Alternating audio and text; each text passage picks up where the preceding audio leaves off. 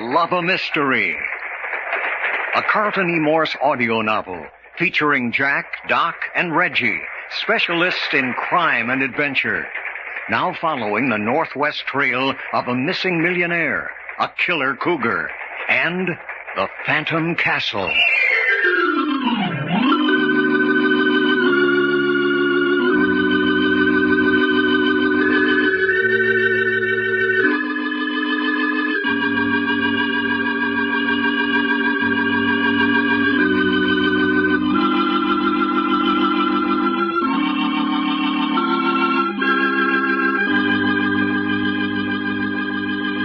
This is Fred Foy introducing Jim Harmon's presentation of Les Tremaine and Tony Clay in an original Carlton Morse thriller, The Fear That Creeps Like a Cat.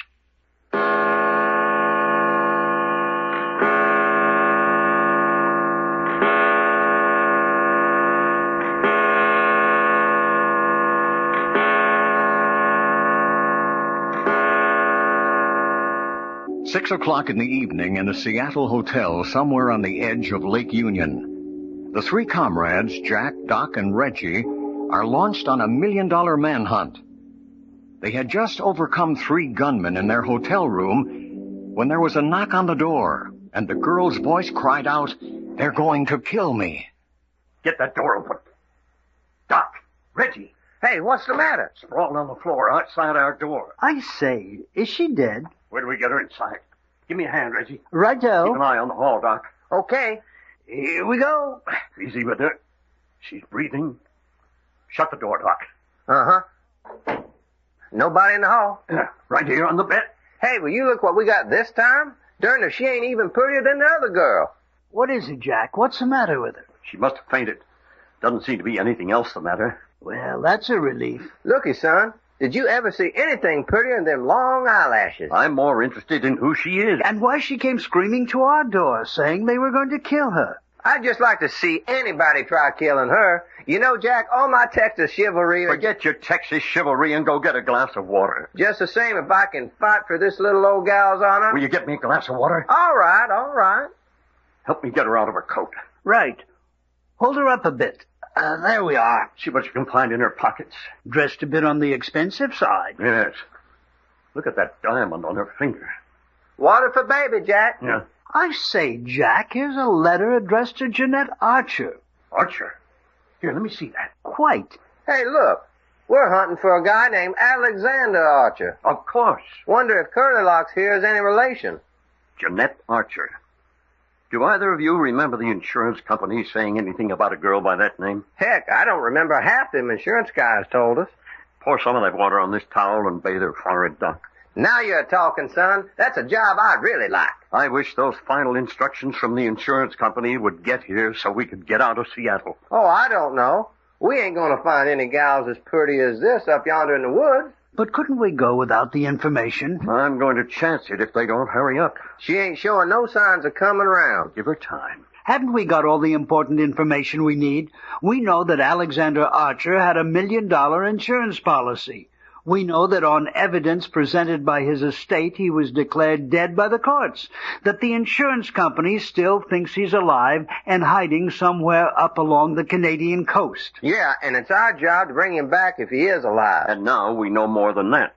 I say we do. Well, we know that there's a group of people mighty anxious not to have us go on with this manhunt. Ain't it the truth? First that pretty female girl that come in toting a pistol, and then that old guy. Oh, look here. Huh? What's the matter? That chappie you knocked unconscious in the bathroom, he's still in there. Hey, that's right. There's too many things happening. Reggie, go throw him out in the hall. With pleasure. Well, there's one thing, son. We sure are popular. We've been in Seattle about an hour, and here at the hotel about half an hour, and looky at all the visitors we've had. I wish I knew where this girl fits into the picture. Well, if she don't fit in no place, can I have her? You practically got her now. I didn't tell you to hold her head in your lap. Well, dad busted, it's easier to bathe her forward this way. Just dump him out in the hall any place, Jack. Yes, why not? How bad is he hurt? He's just sleeping off a sock in the kisser. Throw him out. Hey, you know something, Jack? No, what's the matter? There's something kind of indelicate maybe I ought to mention. Indelicate? Yeah. A real Texas gentleman don't see what he ain't supposed to see. But when we picked up this pretty little old honey out yonder in the hall... Well, what about it? Well, fella, to tell you the truth, if you was to look, not that I think you should, you understand, but if you was to look, I bet you money you'd find a little old stabbing knife strapped to this baby's leg just about her right knee. You're sure? It was an accident. I just couldn't help seeing it. Oh, don't be a hypocrite. Jack, I ain't no hypocrite. You don't say things like that. Where's a knife, huh? The Linda Joyce girl carried a gun, and this one a knife. Yeah. Looks like all the cats in the Northwest got claws, don't it? She doesn't show any signs of consciousness yet? Nope. Sleeping like a baby. Jack, I say, Richard Cooper. What about him? He's coming down the hall. Hey, you mean Grandpa's coming to pay us another visit? I'm not sure. I ducked back in the room the moment I saw him. Want I should frisk him again if he asked to come in here? Yes. Just leave the wet cloth on the girl's brow and get over by the door. Ain't much fun holding an unconscious girl head in your lap anyway. I was wondering whether that was romance or your mother instinct, Doc. How would you like a bust in the eye? Doc, you're behind the door. Reggie, you open it. I'll have him covered. Company's here. Open up, Reggie. Gentlemen. I say, it's Mr. Cooper, Jack. What does he want? May I come in? He wants to come in, Jack. All right. Please, step in, Mr. Cooper. I'm afraid I'm getting to be an awful bother. Hold still, fella. Here, are you behind me again? Looks like it, don't it? Keep your hands out in front of you, Cooper. Am I subjected to this indignity every time I come into this room? It's not a bad idea. Nope, he ain't carrying nothing, Jack. What in the world gave you the idea that I might be armed? Everyone else visiting us has been. By the way, as I came down the hall, I noticed something rather unusual. That so? Yes, the body of an unconscious man. Rather out of place in a hotel of this distinction. Did you call the management? No, I never like to get mixed up in unpleasant matters of that nature. Besides, the management is upset enough as it is. 2 men dived into the bay from someplace up on this floor. Dived in my grandma. We throwed 'em in. Is that so? They said they dived in. Well, never mind that. What do you want this time, Cooper? I came for my daughter. I say, your daughter? Yes, she's a little bit eccentric. She has fainting spells. Fella, you're just lousy with eccentric daughters, ain't you? I beg your pardon. That's what I said. First we grab a gal carrying a gun.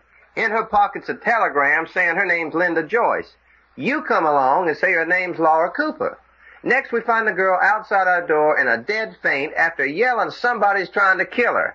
And in her pocket's a letter saying her name's Jeanette Archer. And now you say her name's Cooper. That's right, Brenda Cooper. Now, if you'll allow me to carry the child back to her room... Hold it, Cooper. You mean you're not going to let me have her? That's right. But this is outrageous. Maybe. But the child needs medical attention. Besides, I object to leaving my daughter in this room with 3 strange men. How do you account for the fact she's carrying a letter with the name Jeanette Archer? Easily. Jeanette Archer's a friend of hers. In fact, they're roommates at college. That sounds silly. My good man, are you going to let me take my daughter back to her room? Or will I be obliged to call the police? Say, that's not a bad idea.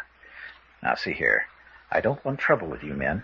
I'll admit my daughters are a bit wild. I'm not holding you responsible. Don't move or open your mouth, Cooper. A gun? Yes, a gun. Doc, open the door a crack. If there's any funny work, Cooper's going to be sorry. Okay, fella. Hey, it's a bellboy. He's got a telegram. Take it and close the door. Sure. Thanks, son. Here you are. Got it? You bet you. Reggie, look up the number of the police department. Get them on the phone. Now, don't be hasty. You're the one who suggested it. I had no intention of calling them. In fact, I have every good reason for not calling. You ain't kidding now, mister. Yes, my daughter's names have been in the papers before. Nothing serious, you understand. Wild parties, Please save them any further notoriety. Here it is, Jack. Get him on the wire. You're going to insist on it? That's right. I say, get me Maine 400, please. In that case, I shall withdraw. Suit yourself. I hope you realize you're breaking an old man's heart. I suppose there's a little old gray-haired mother with a shawl around her shoulders somewhere in the background, too. Good evening, gentlemen.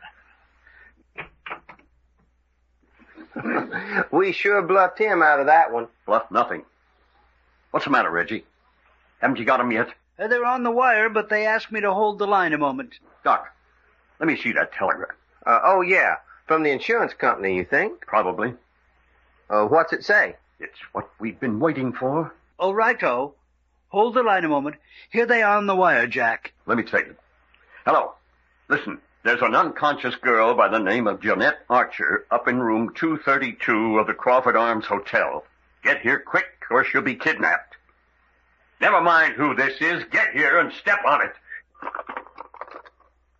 Hey, Jack, if we stick around here and get mixed up with the police... We're not going to stick around. Reggie, tear all the sheets off the bed. Righto. But looky, fella. Doc, will you stop asking questions, start tying these sheets together? Okay, fella. But if I'm a flying hipponocer, if I know why... Be careful of those knots. They've got to hold our weight.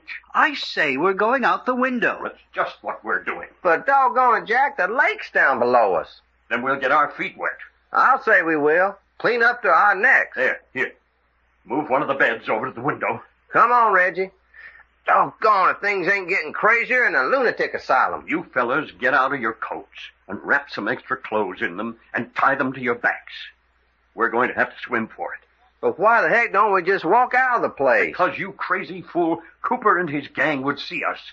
They'd see we didn't have this girl with us, and they'd break in here and grab her. We ain't gonna take her with us? You bet we're not. Let the police come and get her. There. That ought to hold our weight. You ready, Reggie? Right. Then out with you while I'm getting ready. We'll meet in those bushes over there beside the lake. See you later. So long. Hey, you know, that water's gonna be cold. Never mind that. Watch Reggie. As soon as he drops into the lake, you go down. Dad, rat it. I know these britches are gonna shrink if they get wet. Where do we go from here, son? There. I'm ready. There's a motorboat waiting for us down on the Puget Sound. Reggie's down. Here I go. Hurry up. You bet. Motorboat, huh?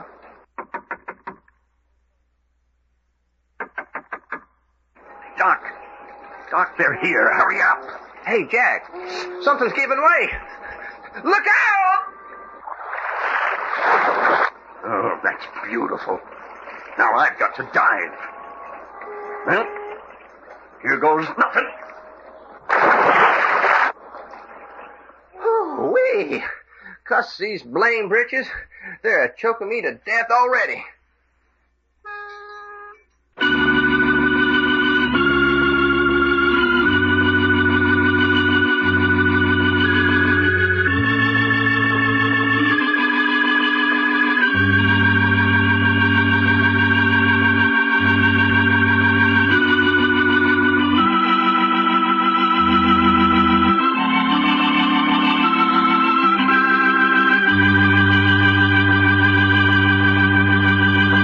The adventures of Jack, Doc, and Reggie have come to you in I Love a Mystery. Created and written by Carlton E. Morse. Script copyrighted by Morse Co. Incorporated. Produced and directed by story editor Jim Harmon. Featuring Les Tremaine as Jack Packard and Tony Clay as Doc Long. Consultants Frank Brzee and David Lloyd. Your announcer, Fred Foy. This presentation has come from Hollywood.